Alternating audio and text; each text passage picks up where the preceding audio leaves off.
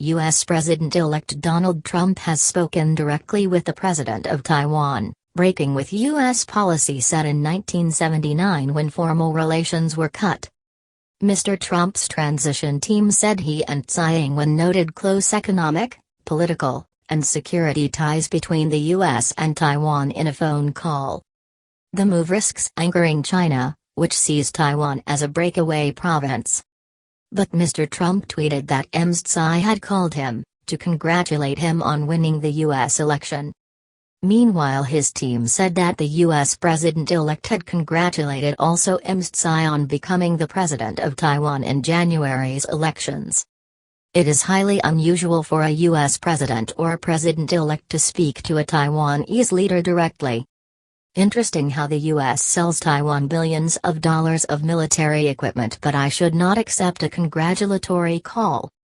Following media reports pointing out the risks of angering China, Mr. Trump tweeted, "Interesting how the U.S. sells Taiwan billions of dollars of military equipment, but I should not accept a congratulatory call." The White House has said Mr. Trump's conversation did not signal any change in U.S. policy. Mr. Trump's spokeswoman said Mr. Trump was well aware of what U.S. policy has been on Taiwan. China has hundreds of missiles pointing towards Taiwan, and has threatened to use force if it seeks independence. Beijing has so far made no public comment on the latest development. From concern to alarm and anger, Carrie Gracie, BBC China editor, Beijing. The president-elect's decision to turn his back on 4 decades of U.S. protocol on Taiwan and speak directly to a president of Taiwan will stun policymakers in Beijing. Since his election last month, they have struggled to understand who is advising Donald Trump on Asia and what his China policy will look like. This move will turn concern into alarm and anger. Beijing sees Taiwan as a province, and denying it any of the trappings of an independent state is one of the key priorities of Chinese foreign policy. President Tsai, Taiwan's first female leader, led the Democratic Progressive Party, DPP, to a landslide victory in the poll. The DPP has traditionally leaned towards independence from China. Tsai Ing-wen, Taiwan's shy but steely leader.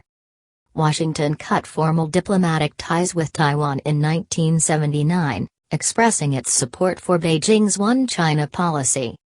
President Tsai's administration does not accept the policy, which states that the Taiwan is part of China. The U.S. still maintains friendly non-official relations with Taiwan. Following Mr. Trump's telephone conversation, the White House said the U.S. remained firmly committed to its One China policy.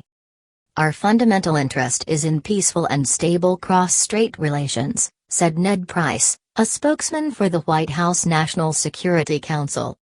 Meanwhile, Mr. Trump is also reported to have invited President Rodrigo Duterte of the Philippines to the White House next year during a very engaging, animated phone conversation, according to one of Mr. Duterte's aides. But a statement issued by Trump's transition team made no mention of an invitation. The Philippines leader has had disagreements with President Barack Obama and has in the past insulted him. Mr. Obama cancelled a planned meeting with him in September. Please subscribe my High News channel.